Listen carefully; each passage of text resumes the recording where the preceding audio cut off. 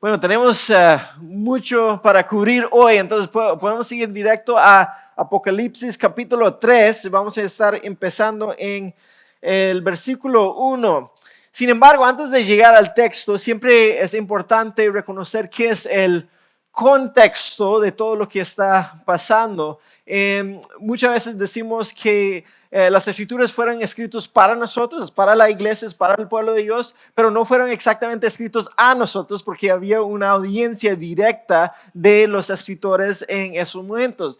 Y por eso es sumamente importante que nosotros entendamos qué es lo que está pasando alrededor de esa audiencia para que nosotros podamos realmente entender qué es lo que Dios tiene para nosotros. Entonces hemos estado pasando por las 7 cartas en el libro de Apocalipsis, empezando con Éfeso, Esmirna, Pérgamo, Tiatira, y hoy vamos a intentar, como dicen, matar 2 pájaros con una piedra, dos cartas.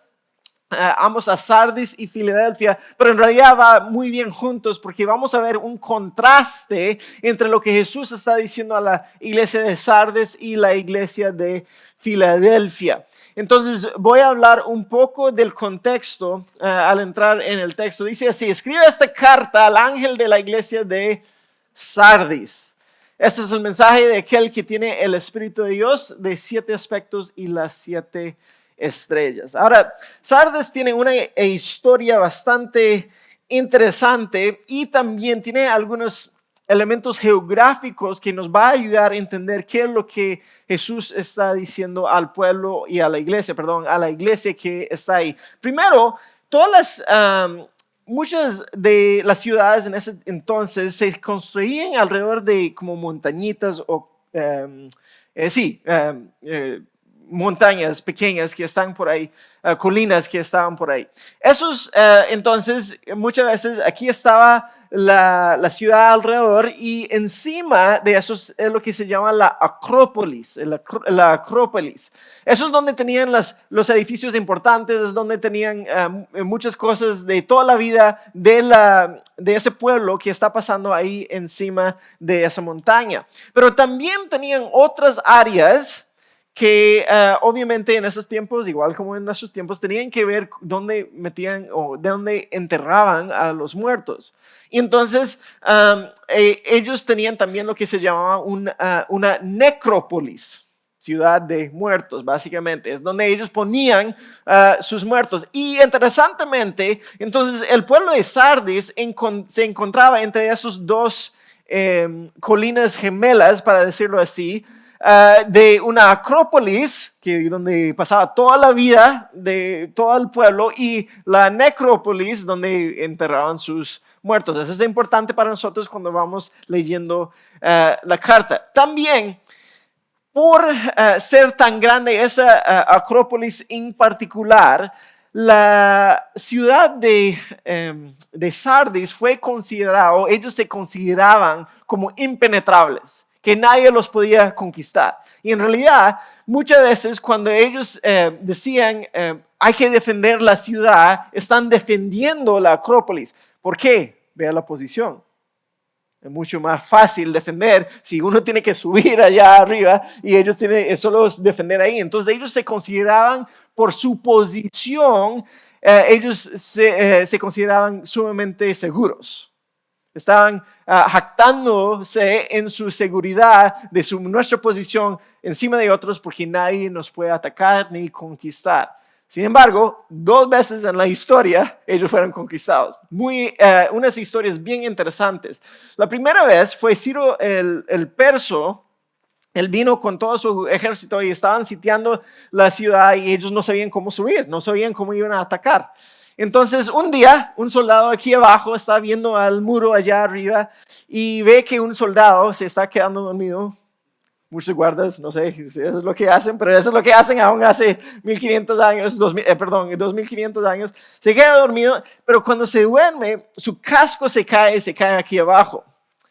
Entonces, el que está aquí observando ve que de repente el guarda desaparece, aparece aquí abajo, agarra el casco y de repente aparece aquí. Entonces él dice: debe haber un camino secreto. Entonces él va al rey Ciro y dice, hey, yo vi eso, vamos ahí a ver qué hay. Y seguro ellos fueron en la noche, encontraron el camino y tomaron la ciudad. Interesantemente, a través de todas las historias de esto, siempre dicen que cuando lleguen arriba, todos están dormidos. ¿Por qué? ¿De qué tienen que temer? Nada, nadie nos puede atacar, estamos bien, en su posición ellos están seguros, están dormidos. Esa es la primera vez. Unos 400 años después hay otro grupo que viene a atacar la ciudad y esta vez todos están ahí sitiando y algunos de los guardas de aquí arriba, algo pasa y un burro muere y tiran el cuerpo del burro aquí abajo. Entonces cuando hay un cuerpo muerto, obviamente, entonces vienen todos los buitres, vienen y comen y después, ¿qué es lo que hacen? Van y se posan, se ponen a algún lado cerca del cuerpo. Pero se pusieron todos en una parte del muro. Entonces los que están observando dicen, hey, si están en esa parte del mundo no hay ningún ser humano allá, no debe haber guardas. Entonces se dan cuenta, van exactamente lo mismo, van en la noche, suben exactamente ahí donde no hay guardas, toman la ciudad y en la historia dice, encontraron que todos estaban profundamente dormidos.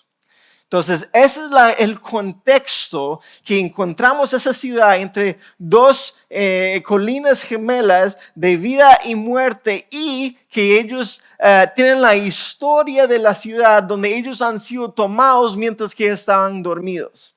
Entonces, viene Jesús y Jesús dice, este es el mensaje de aquel que tiene el Espíritu de Dios de 7 aspectos y las 7 estrellas. ¿Se acuerdan lo que hablamos la primera semana? En la plenitud, Él está diciendo, yo soy Jesús que tiene la plenitud del Espíritu. Y con eso Él empieza a hablar a ellos. Yo sé todo lo que haces y que tienes fama de estar vivo, pero estás muerto. Ustedes tienen la fama de vivir en la Acrópolis, pero en realidad son residentes de la necrópolis. Ustedes tienen la fama por fuera de estar vivos, con vitalidad, con vida, pero en realidad ustedes están muertos. Él está diciendo esto a la iglesia que está en Sardes. Ahora dice, ustedes tienen la fama. Obviamente fama de reputación es lo que otros ven. Es algo superficial, entonces por eso que todo el mundo le gusta cuando sale un documental de una celebridad porque se puede profundizar un poco más en la vida de esa persona y no es solamente lo que ellos se presentan ante nosotros. Y aparentemente esta iglesia que está en Sardes tiene fama, tiene reputación, por fuera se ve que está viva, o ustedes hacen las mismas actividades, hablan de cierta manera, se visten de cierta manera, pero en realidad ustedes están vivos. Lo que está ahí en ellos realmente no refleja lo que está, no refleja una iglesia viva. Jesús decía lo mismo a los fariseos en su tiempo. ¿Se acuerdan lo que él dijo a los maestros de la ley? Él dijo, hey, ustedes son como tumbas blanqueadas. O sea, por fuera están pintados blancos y lindos, pero adentro igual tiene muerte adentro. Ustedes, iglesia, Sardes, parecen vivos, pero están muertos. Por eso, ¿qué es lo que dice? Despierta.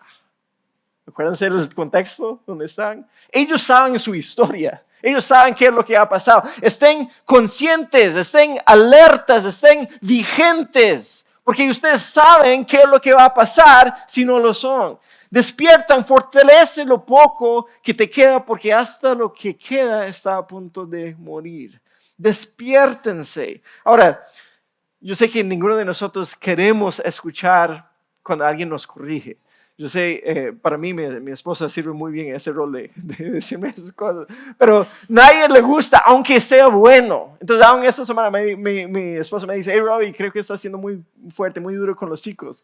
Entonces, no quiero escuchar eso, pero es algo bueno. Es lo mismo que Jesús está diciendo a la iglesia es despiértense. Ustedes parecen que están vivos, pero están muertos. Entonces, no es simplemente para condenar, es para corregir. Hay dos disciplinas muy diferentes. Hay uno que condena y solo para lastimar, pero hay una disciplina que es para corregir también.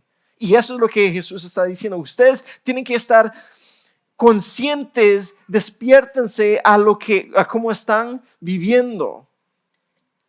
Fortalece lo poco que te queda, porque hasta lo que queda está a punto de morir. Ustedes ya casi no queda nada, están marchitados. Cuando yo era niño, no sé si era muy hiperactivo o lo que sea, pero siempre me pasaba cosas y quebraba huesos. Entonces una vez yo me acuerdo que tenía la mano quebrada, entonces saquen el yeso, está ahí por 6 semanas o algo así. Saquen el yeso y veo mi mano, está todo como marchitado, pequeño, atrofiado. Eso es lo que estamos viendo aquí. Está diciendo, ustedes están así, lo poco que te queda, ya casi se va a morir. Ya casi no sirve para nada. Y creo que es un mensaje aún para nosotros. Cuando nosotros pensamos en nuestro contexto, ¿será que es un llamado para nosotros?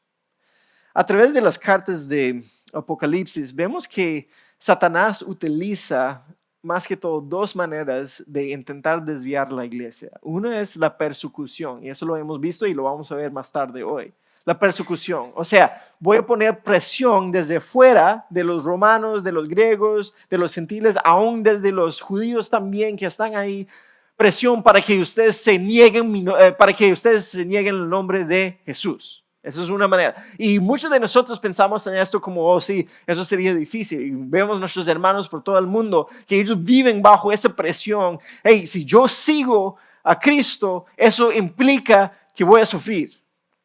Pero por otro lado, especialmente en otros contextos, incluyendo a Sardis, yo creo, lo que Satanás utiliza es la seducción. O sea, todo es muy fácil. Es fácil de acomodar. Entonces, volviendo un poco, esto es lo que se llama el gimnasio de la ciudad de Sardis. El gimnasio no era el gimnasio como nosotros con las pesas. El gimnasio era más bien como la universidad. Entonces, se han encontrado dentro de la universidad una sinagoga judía. Una sinagoga judía, sinagogas donde los judíos hacían la vida. Y también han encontrado una iglesia. Entonces, lo que se supone es que, y a diferencia de todas las otras iglesias que Jesús escribe, parece que todos se llevan bien en la ciudad de Sardis. Tanto que los judíos se han acomodado a los paganos y los cristianos también se han acomodado a todo el ambiente. Entonces parece que lo que ellos parecen vivos, hey, hacemos esto, somos la iglesia, bla, bla, pero a la vez se han acomodado y se han puesto muy cómodos en la cultura donde se encuentran. Y es ahí donde yo creo que es un poco un aviso para nosotros en esta cultura. Yo siempre he dicho, muchas veces la gente me pregunta, hey Roy, ¿por qué aquí en Estados Unidos no se ve tan grandes, no sé, milagros y esto, lo otro, que a veces vemos en otras partes del mundo? Yo le digo, o no vemos manifestaciones tantas de demonios y esas cosas malas. Y yo le digo, no, Satanás no tiene que preocuparse por nosotros, estamos suficientemente distraídos con todo el consumismo que está aquí. Ya nuestras mentes están muy fuera de eso, no estamos siguiendo a Jesús igual. Entonces eso es lo que estamos viendo a Sardis. Ellos se han acomodado mucho a la seducción de que es la vida fácil. Entonces Jesús dice, despiértase. Siguiente versículo. Veo que tus acciones no cumplen con los requisitos de mi Dios. Yo veo que sus acciones no cumplen, no se alinean con lo que yo les he comunicado desde antes. No están produciendo lo que yo les dije que hay que producir, el fruto, el amor, la paciencia, la bondad. Solo están tal vez invertidos en las actividades.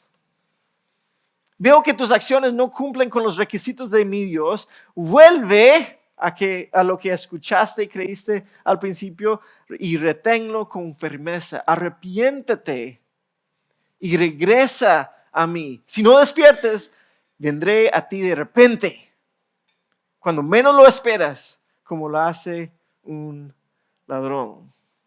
¿Se acuerdan qué es lo que ha pasado a esa ciudad? 2 veces, ustedes estaban dormidos y te tomaron. Igual eso te va a pasar si ustedes no cambian de camino. Vea los verbos aquí. Vuelven a lo que escuchaste y creíste al principio. Lo que tenías al inicio, eso era. Eso era, pero tienes que volver a eso. Reténlo con firmeza, no lo sueltas. Arrepiéntete. Todo lo que Él está diciendo, regresa a mí. Todo lo que está diciendo es que ustedes van en un camino para acá cuando tienen que estar en este camino. Y nosotros sabemos por nuestra propia experiencia cómo es eso en la vida cristiana. Hay un pastor que dice que la vida cristiana es una larga obediencia en una misma dirección. Larga obediencia en una misma dirección. Lo que él está diciendo es, hey, nosotros tenemos esos caminos y normalmente como creyentes estamos saltando de un camino a otro. Oh, quiero seguir a Jesús. Oh, pero a mí me gusta eso también. Oh, quiero seguir a Jesús. Oh, pero a mí me gustaría hacer esto también. El problema con eso es que nunca llegamos a ningún lado. Para seguir siguiendo a Jesús de una manera fiel es constantemente una larga obediencia en la misma dirección. Si nosotros nunca vamos a poder llegar a donde necesitamos llegar. Él dice, hay que arrepentirnos, regresar a Jesús. Y si no, van a darse cuenta qué es lo que pasa cuando Jesús vuelve. Si ustedes no se despiertan ahora, Él los va a agarrar dormidos. Sin embargo, hay algunos en la iglesia de Sardis, no todos, pero hay algunos que no se han manchado la ropa con maldad. Ellos caminarán conmigo vestidos de blanco porque son dignos. Todos los que salgan vencedores serán vestidos de blanco. Nunca borraré sus nombres del libro de la vida, sino que anunciaré delante de mi Padre y de sus ángeles que ellos me pertenecen. Hay algunos de la iglesia de Sardis que no se han manchado la ropa con maldad. Es interesante, en Sardis había un culto a un dios. Había muchos cultos a muchos dioses, obviamente eran paganos, entonces tenían todos el panteón de todos los otros dioses. Pero había un culto específico a un dios que estaba ahí que se llamaba Cibeles. Es un mito súper raro y raro para nosotros de escuchar, no voy a entrar en eso, pero una parte de su adoración, una parte de su cultura, su culto a ese Dios era castrarse. Entonces muchas de las personas iban todos juntos hacia el templo vestidos de blanco e incluso el sacerdote decía, hey, tal vez no todos van a adorar a nuestro Dios de esa manera de castrarse, pero aún si se prenga la sangre sobre su vestido blanco, entonces usted está ofreciendo algo a ese Dios. Entonces, cuando leamos eso, hay algunos en la iglesia de Sardis que no se han manchado la ropa con maldad. Creemos que está diciendo, hey, ustedes se están manteniéndose puros, no están compartiendo, no están participando en ese culto a otros dioses. Porque si ellos iban, oh, nosotros todos vamos a estar juntos en esa oración o lo que sea, ellos iban y se prendían no sé cómo decir eso, si se manchaba con esa sangre, entonces ellos estaban participando en eso. Entonces aquí empezamos a ver, ok, tal vez eso es lo que estaba pasando. La iglesia en Sardis se estaba acomodando demasiado a la cultura, tanto que ellos participaban aún en esos, tal vez no adorando al Dios, pero simplemente estando ahí en la fiesta y el festejo de Dios. Ellos, los que se mantienen puros, ellos caminarán conmigo vestidos de blanco porque son dignos. Después dice, serán vestidos de blanco los vencedores. Entonces, hay 2 imágenes cuando habla de ser vestido de blanco. Hay de mantenerse puro, pero también de ser victoriosos. Entonces, lo que está diciendo es que ustedes son los que han podido vivir dentro de la cultura con toda la presión de ser seducidos, pero no se han capitulado a lo que la cultura dice. ustedes han podido mantenerse puros. Eso es su perseverancia. Eso es lo que ustedes han podido hacer. Por eso nunca borraré sus nombres del libro de la vida, sino que anunciaré delante de mi Padre y de sus ángeles que ellos me pertenecen. Muchas veces vemos que Jesús, cuando Él habla a las iglesias, Él dice, hey, ustedes hacen eso, así que yo hago lo otro. Y parece que aquí puede ser que ellos, cuando Él dice, yo voy a anunciarles a ustedes ante mi Padre, es que esa iglesia no estaba anunciando a Jesús ante la cultura. Entonces Él dice, estas personas, ellos se han mantenido puros, sin mancha, y por eso ellos van a estar en mi libro de vida, que vamos a ver mucho al final de Apocalipsis. Entonces es importante reconocer eso. No es que nosotros, cuando hablamos de ser puros no es que nosotros nos hacemos puros. Es Cristo quien nos hace puros. Él derrama su sangre y nos hace puro como sacrificio para nosotros, nos hace puro. Pero sí es nuestra responsabilidad de mantenernos puros. Entonces, cuando hablamos de eso, estamos diciendo, sí, todos somos pecadores, todos hemos pecado delante de Dios. Sin embargo, somos llamados a una nueva vida donde nos mantenemos puras delante de Dios. Si Jesús nos da esa ropa, entonces es nuestra responsabilidad de mantenerlo limpio y puro. Y ellos parece que no lo han hecho. Entonces todo eso, aunque no es fácil, es parte del llamado que nosotros tenemos como creyentes. Y esa es la vida cristiana y esa es la victoria. Versículo 6, todo el que tenga oídos para oír debe escuchar al Espíritu y entender lo que Él dice a las iglesias. Entonces Él empieza con el que tiene el Espíritu y termina como el que tiene el Espíritu. Y en mi opinión, Él está diciendo, vea, yo siendo el que tiene el Espíritu que da vida, estoy hablando a ustedes como iglesia muerto, que yo les puedo dar vida de nuevo. Y pensamos en eso. Es Él quien estaba muerto y ahora está vivo. Está diciendo a la iglesia que ustedes parecen vivos, pero están muertos. Pero yo soy el quien yo les estoy avisando, yo les estoy corrigiendo, yo les estoy diciendo, no sigan así, pero sigan obedeciéndome a mí. Entonces es importante para nosotros como iglesia y como individuos, yo creo que es posible que nosotros estemos convencidos de, yo estoy bien. Nosotros estamos bien, con vida, con vitalidad y aún tener una buena reputación ante otros. Aún tener una reputación que estamos bien, pero a la vez estar espiritualmente muerto. Y eso nos debe dar un poco de temor, o tal vez mucho temor. Que eso no se trata de las actividades que nosotros hacemos. No se trata de cómo nos presentamos hacia otros. Se trata de una autenticidad, una realidad de nuestra fe y cómo lo vivimos ante otros. Y nosotros creo que tenemos que tener mucho cuidado, especialmente dentro del ambiente donde nosotros nos encontramos, donde es fácil de ser un creyente, de ser cristiano. Sí, yo voy a la iglesia porque ahí es lo que yo hago todos los domingos y yo puedo conocer a muchas personas que hacen otras cosas de trabajo y esto, lo otro, y puedo hacer networking. Ok, todas esas cosas son beneficios, entiendo, pero eso no es el punto que nosotros venimos. Entonces, aún siendo como Grace Church, como Iglesia Gracia, cuando yo pienso en nuestra iglesia, ¿se imagina escuchar Jesús venir hacia nosotros y decir, hey, despiértate porque parecen vivos, pero están muertos? Y yo no creo que eso es lo que Él diría, por lo menos ahora. Pero creo que es un buen aviso para nosotros entender que Él podría decir eso. Y yo creo que aún para mí, personalmente, yo sé que es difícil mantenerme despierto.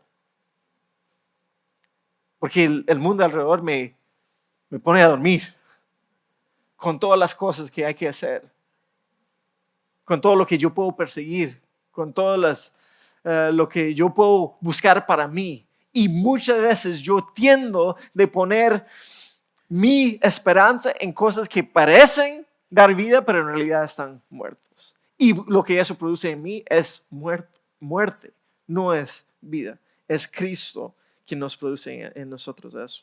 Entonces, la pregunta tal vez es, ¿hay lugares en nuestra vida que tal vez tenemos que estar un poco más vigentes? Hay lugares en mi vida que yo tal vez tengo que estar un poco más consciente o alerta a, hey, Robbie, tal vez me estoy durmiendo un poco en este lado, en esta parte, en cómo yo trato a mi esposa, en cómo yo trabajo con otras personas, en cómo yo crío a mis hijos, en cuál es mi compromiso a servir a otros. Sigo con la iglesia de Filadelfia. Escribe esta carta al ángel de la iglesia de Filadelfia.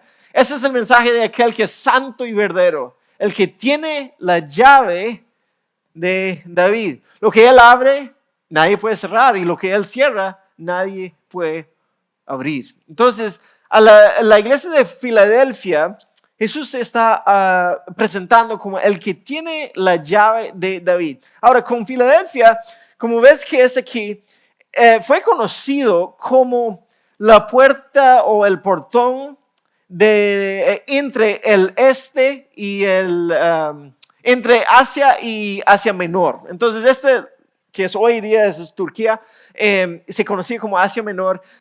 De aquí para allá es el este, entonces ahí tienes el Medio Oriente y India, Asia y todo eso. Entonces se conocía como el portón entre el oeste y el este, Asia Menor y Asia. Por eso, cuando él empieza a hablar de que yo soy el que tengo la llave, ¿para qué es una llave? Para abrir una puerta. Entonces ya automáticamente ellos se están identificando con lo que él está diciendo. Y él aquí, basado en Isaías 22, si no me equivoco, sí, 22, donde él trae el texto de ahí, dice ahí, le daré la llave de la casa de David, la posición más elevada dentro de la corte real. Cuando él abre puertas, nadie podrá cerrarlas. Cuando él cierre puertas, nadie podrá abrirlas. Él está hablando del Mesías. Entonces aquí Jesús se presenta, yo soy el Mesías, el que tiene autoridad. Cuando yo tengo las llaves de mi casa, nadie puede entrar en la casa a menos que yo les dejo entrar. Un ladrón que viene no puede entrar libremente sin las llaves.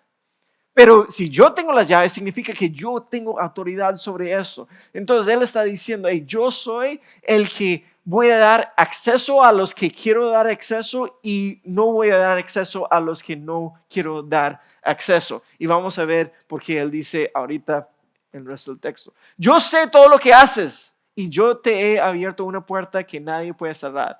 No sabemos exactamente a qué puerta está hablando, pero probablemente tiene algo que ver con que ellos tienen la verdad de Jesús con ellos. Tienes poca fuerza. Ahora, normalmente eso sería algo malo para nosotros en nuestro contexto. Ser llamado débil o vulnerable o frágil, algo así, eso es algo malo. Para ellos, cuando Dios dice, tienes poca fuerza, sin embargo, has obedecido mi palabra y no negaste mi nombre. Entonces, de alguna manera, esa frase de que tienes poca fuerza es algo bueno para esa iglesia. Y cuando tú piensas en qué es lo que ellos están enfrentando, se acuerda que Sardes fue seducido, ellos se han acomodado a todo lo que está pasando, pero para ellos están sufriendo. Él dice, hey, tú tienes poca fuerza, pero lo que significa es que si ustedes tienen poca fuerza, yo tengo mucha fuerza. Si ustedes tienen poco poder, yo tengo mucho poder. Y yo sé que ustedes han obedecido mi palabra y no han negado mi nombre. Yo sé que es difícil para nosotros, la mayoría de nosotros, imaginar qué es lo que significa ser perseguido por nuestra fe. Tal vez perseguidos por otras cosas, pero perseguido por nuestra fe simplemente en nuestro contexto no es como muy normal. Tal vez en algunos de nuestros países de antes sí. Pero dice, hey, has obedecido mi palabra y no negaste mi nombre. Ellos tenían presión no solamente de los romanos y el imperio romano, porque lo que ellos querían es que no importa lo que tú crees mientras que digas César es el Señor. Mientras que si digas eso, tú puedes creer lo que tú quieres. El problema es que los cristianos no pueden decir eso. Los cristianos tienen que decir, Jesús es el Señor. Entonces, ahí es donde ellos tienen que enfrentar mucha opresión. Pero también ellos están siendo rechazados por los judíos. Ahora, los judíos eran el único grupo de personas dentro de todo el imperio romano que no tenían que adorar al imperio. Tenían, de hecho, algo político, algo específico que decía, hey, todos tienen que hacer eso, los judíos no. Y los judíos eran bien felices y orgullosos de ese estatus ante Roma. Por eso, los cristianos por un tiempito, como se identificaban con los judíos, disfrutaban bajo esa protección. Pero después los judíos dijeron, no, nosotros nos alejamos de los cristianos. No queremos, ellos no tienen que ver con nosotros. Nosotros somos los verdaderos. Nosotros adoramos a Yahvé. Ellos están siguiendo un Jesús que no sabemos quién es y no lo aceptamos como nuestro Mesías. Entonces hay esa distancia que ellos hacen. Y ahora los cristianos también no solamente sufren bajo la persecución de los romanos, sino también reciben el rechazo de los judíos que están diciendo, ustedes no son parte del pueblo de Dios. Eso es lo que están enfrentando. Él dice, aún así, ustedes han obedecido mi palabra y no me han negado. Yo, quien tengo acceso para los que entran y salen, ustedes no me han negado. Mira, a esos que pertenecen a la sinagoga de Satanás, esos mentirosos que dicen ser judíos y no lo son, los obligaré a que vengan y se postren a tus pies. Ellos reconocerán que es a ti a quien amo. Lo que Jesús está diciendo es que ellos te rechazan, pero yo no. Puede ser que todos están en contra de ti, puede ser que están sufriendo bajo los romanos, puede ser que están siendo rechazados por esos judíos, pero yo tengo tu espalda. Ustedes me pertenecen a mí. Yo soy el que abro la puerta y cierro la puerta. Ustedes son parte de mi pueblo. Esa sinagoga, y la sinagoga, como dije, es como donde hacían los judíos mucha de su vida religiosa y tradicional y con todas las tradiciones y todo eso. Él dice, ellos son mentirosos a hacerse que son judíos. ¿Por qué? Ellos dicen que son parte del pueblo de Dios, pero no aceptan el Mesías, entonces en realidad no son parte del pueblo de Dios. Ellos están siendo engañados, pero van a reconocer que yo amo a ustedes. Dado que has obedecido mi mandato de perseverar, eso es de seguir bajo la presión, seguir yendo abajo la presión, yo te protegeré del gran tiempo de prueba que vendrá sobre el mundo entero para probar a los que pertenecen a este mundo. Los que no me pertenecen van a sufrir bajo ese tiempo de prueba. Pero ustedes, por ser míos, no van a sufrir bajo ese tiempo de prueba. Ahora, hay muchos diferentes entendimientos de qué es lo que está hablando aquí. Pero la idea, más que todo, es que Jesús los va a proteger a los suyos. Sea que los quita por completo o simplemente Él los deja o los protege mientras que pasan por ese tiempo de prueba.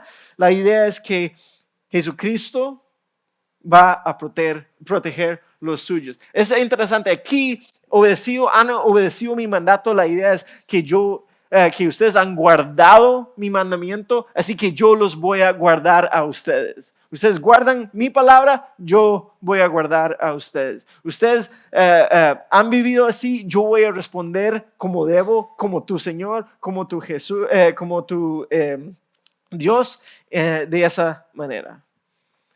Yo vengo pronto, aférrate a lo que tienes para que nadie te quite tu corona. Ahora esta parte en realidad lo vimos también la semana pasada en el versículo 25 de capítulo 2. Y en ambas partes tenemos tres diferentes elementos a la oración. Primero dice, aférrate a lo que tienes, aférrate. Segundo, a lo que tienes, lo que ya tienen, y yo vengo pronto. Aférrate, esa es la idea de agresivamente yo voy a aferrarme a lo que ya tengo. Ellos dicen lo que ya tienes es más seguro de las presiones de lo que es ofrecido. Yo tengo como una barra en el patio atrás donde yo hago ejercicios de vez en cuando. Cuando mi hija estaba pequeña, a ella le gustaba ir y guindar de la barra. Entonces yo la llevaba y la alzaba porque es alto y ella se guindaba ahí y me iba un poco y se pone nervioso. No es porque ella cree que la barra se va a caer. es porque ya no va a aguantar sus manos de guindar ahí. Y eso es la idea que él está diciendo. Hey, yo les he dado las enseñanzas, yo he dado mi mandato, eso es seguro, eso no cae, eso va a ser eterno, pero ustedes aférrense a eso. No dejen soltar de esa seguridad que yo tengo. ¿Por qué? Porque yo vengo pronto.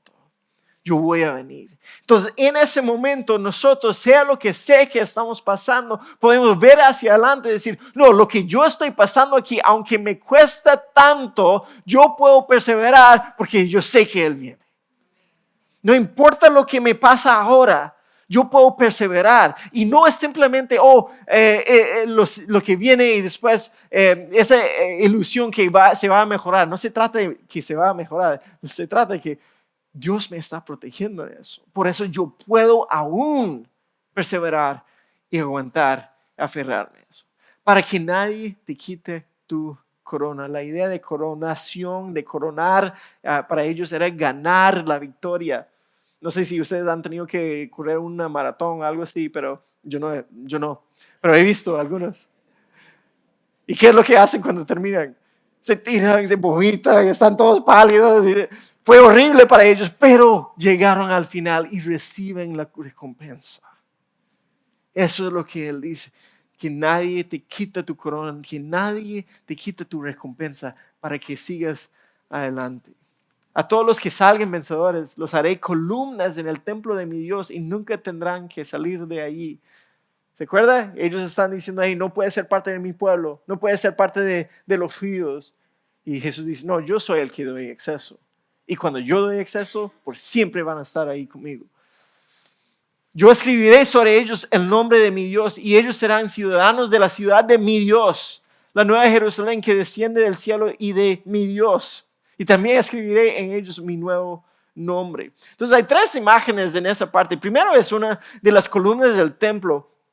Vemos que en el templo de Salomón, Salomón hizo que alguien formara un montón de cosas muy lindas y había 2 pilares de bronce. No estoy seguro si él estaba hablando específicamente de esos, pero esos pilares de bronce eran parte de la puerta a la entrada al templo que demostraba, hey, ustedes están saliendo de aquí y ahora van a ser parte de mi espacio de adoración, de mi pueblo donde ustedes van a adorarme a mí. Y él dice, ustedes van a estar conmigo para siempre, nunca van a tener que salir de ahí. Yo los agarro y ya son míos.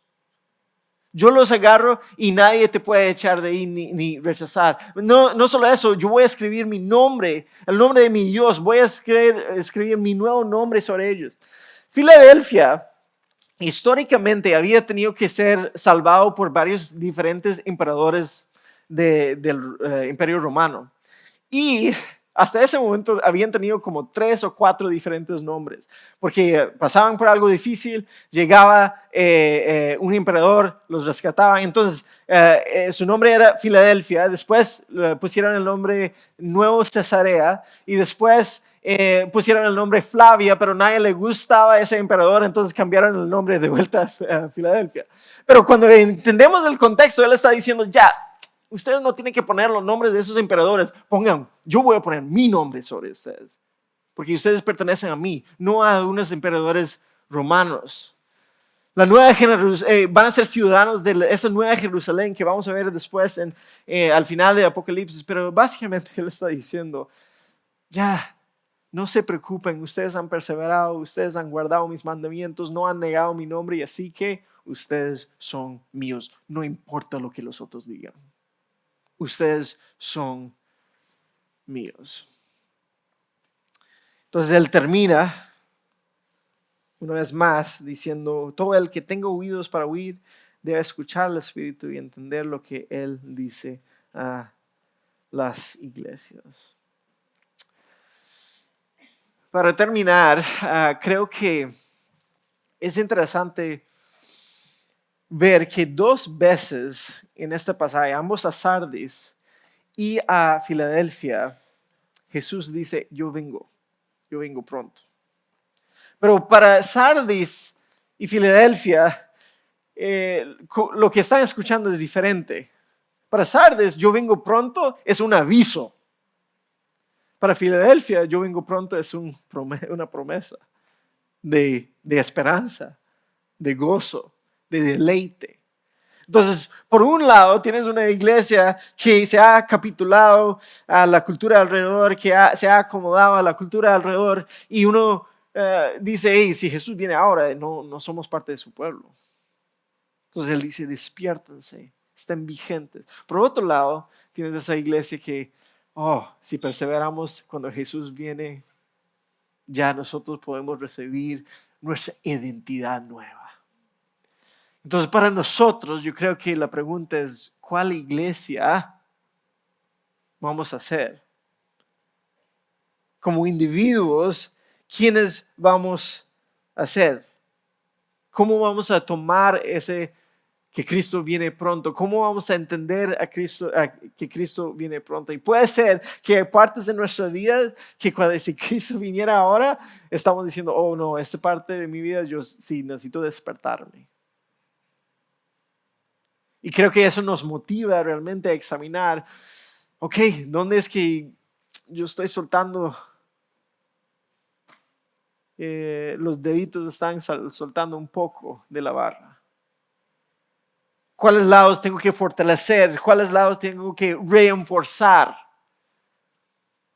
de mi vida personalmente como iglesia? Y creo que si algo viene a tu mente hoy, puede ser un buen inicio, simplemente confesar eso, arrepentir ante Dios y entregarlo a Dios y después hablar con los que tiene que hablar para empezar a excavar y sacar esas partes.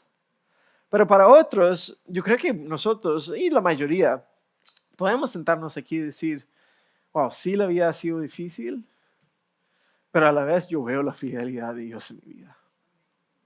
Sí, mucho dolor. Sí, las consecuencias de mi propio pecado, malas decisiones malas de otras personas. Sí, simplemente vivir en este mundo y hay cosas que pasan, pero Dios ha sido fiel. Dios ha seguido conmigo y Él dice, ustedes son míos, son mi pueblo. Y eso nos da confort, nos da ánimo, nos da motivación de seguir hacia adelante. Y que Dios nos dé la gracia de seguir viendo lo que realmente eso significa en nuestras vidas. Déjame orar. Señor, hoy nos has dado el privilegio de escuchar tu palabra. Una palabra que diste directamente a esas iglesias, pero que también nosotros nos beneficiamos de esas cartas a esas personas. Que algunos están en una posición tal vez de una vida muy fácil, cómoda, otros en una posición de mucha dificultad. Y al final de todo, no importa en cuál posición nos encontramos que tú eres la respuesta. Eres tú, Jesús, el que da vida a los muertos, el que da victoria a los perseguidos. Entonces, Señor, yo pido por cada uno de mis hermanos y hermanas que están aquí hoy, que pueda identificar las áreas en sus vidas donde ellos realmente te necesitan o que ellos necesitan realmente despertar. Reconocer que tal vez han soltado un poco la barra, la verdad, lo que es seguro, en búsqueda de cosas que tal vez no ofrecen tanta vida o seguridad como tú. Y para otros, Señor, para los que están tal vez enfrentando situaciones sumamente difíciles, que ellos pueden seguir confiando en lo que tú estás haciendo en sus vidas. Entonces, Señor, queremos responder a tu palabra en adoración, porque ¿quién más es digno? Y aún, ¿quién es más digno que tú? En el nombre de Jesús que oramos. Amén.